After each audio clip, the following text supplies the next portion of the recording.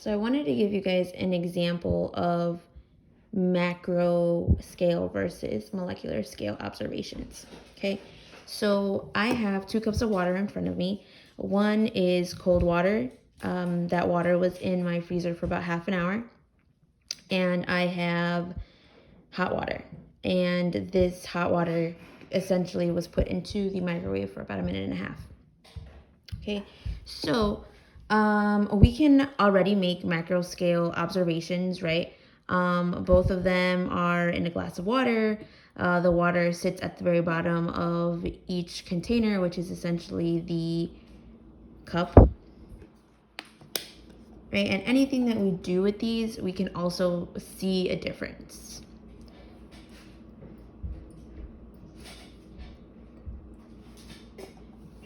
Okay, I put about the same number of drops in both, and you can see that the cup with the hot water has the dye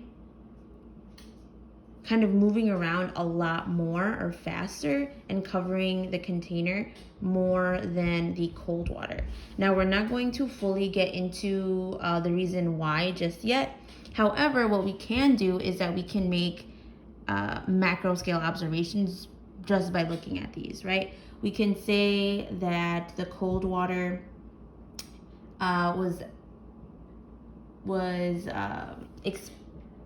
the dye in the water was expanding at a much slower rate than the hot water. Okay, again, this still hasn't really completely filled the whole cup, whereas this has pretty much almost reached the bottom.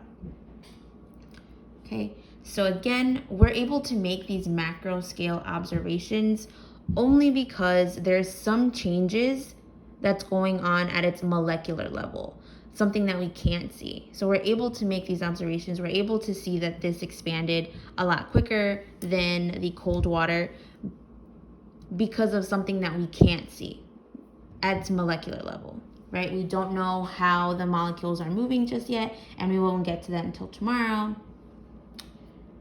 But we do know that there's a difference in both of these cups, right? We can see that. However, what we don't know is what that factor is. We can't really see that. We can't see what the difference between the two are unless, these labels were put there. Okay, macro scale observations, something that we can see. Molecular scale observations, something that we can't, but that will definitely affect what the macro scale observations look like.